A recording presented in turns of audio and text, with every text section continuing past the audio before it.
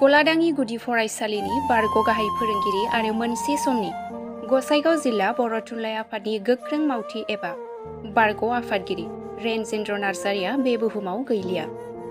गलादाङि गुदि फरायसालिनि बारग' गाहाय फोरोंगिरि आरो मोनसे समनि गसाइगाव जिल्ला बर' थुनलाइ आफादनि गोख्रों मावथि एबा बारग' आफादगिरि रेनजेन्द्र नार्जारिया रुंसारि जाबाय। गसाइगाव महकुमानि सिङाव थानाय जारागुरि गामियाव इं 1953 मायथाइयाव जोनोम मोननानै बिथाङा गोजौ सोलोंथाइ लाखांनायनि उनाव गोबाव सम गलादाङि गुदि फरायसालियाव सासे फोरोंगिरि महरै खामानि मावबोदोंमोन।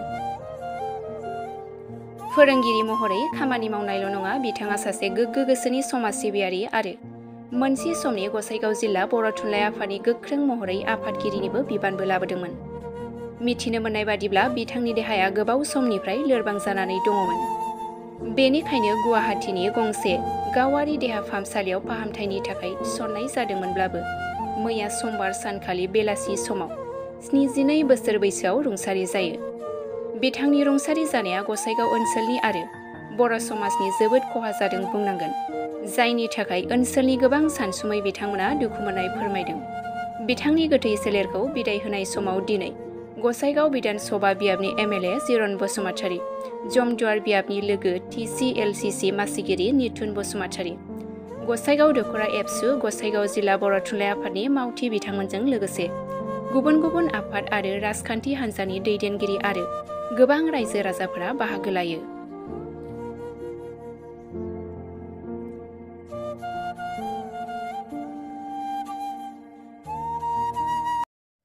दिनै जोंनि बे हालामनि थाखाय मोनसे दुखुनांथाव जाथाय जे मैयासो गुवाहाटीयाव थानाय एप'ल' हस्पिटालाव ट्रिटमेन्ट लानानै जोंनि बे ओनसोलनि सासे थुनलाइगिरि, समाज सिबियारि आरो गाहाय फोरोंगिरि बिथाङा गोबां हाबा मावबोदों।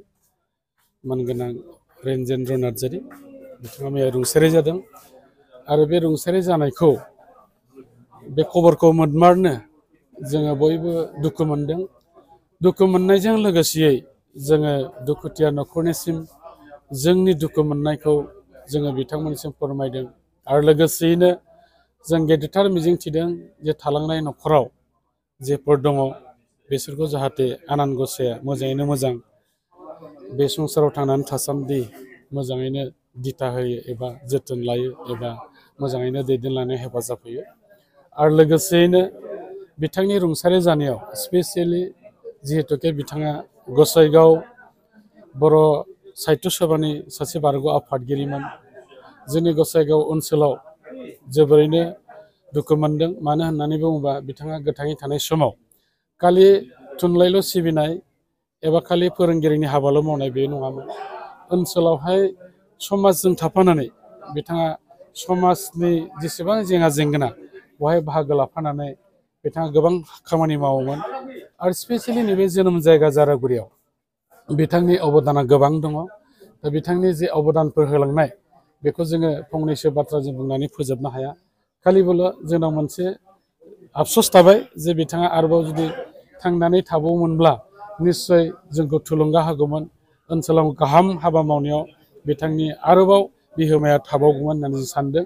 जोङो बिथांनि रुंसारि जानायनि सिगां मास मोनसेनि सिगांसो जोङो बे न'खराव फैनानै बिथांजों सावरायफैदों। नाथाय सावरायदोंब्लाबो बिथांनि देहाया जिहेतुके लोरबांखामोन, अब्लाबो जोंजों गाहामथारै बिथाङा बे न'आवनो जोंखौहाय आसन होनानै साहा लोंहोलायनानै आलासि बरायनानै हालमोनजों मोजां बाथ्राफोरखौ सावरायदों। दा बेनिखाय बिथांनि जे बाथ्रा बुंनाय सावरायनाय गोथांनि जे महर, बे महरा जोंनि गोसोआव रिफिखांदों। दा जोङो जिहेतुके मानसिहा जेबो बेवहाय हमथानो हानाय जोंहा जेबो केपासिटि गैया। खालिबोल' जों मिजिंथिबाय जे आनान गसाया बिथांनि जिमाखौ जाहाथे सोरगोआव आलो गोजोन जायगा होयो आरो न'खराव जाहाथे आरोबाव जेसेबां माने समसिम सोलिलांनांगौ बेवहाय जाहाथे मोजाङै सोलिलांनो हायो, बेखौ आङो बे ओनसोलनि जानानै आरो बेक्तिगत जानानै आनान गसाइनिसिम आर'ज गाबबाय।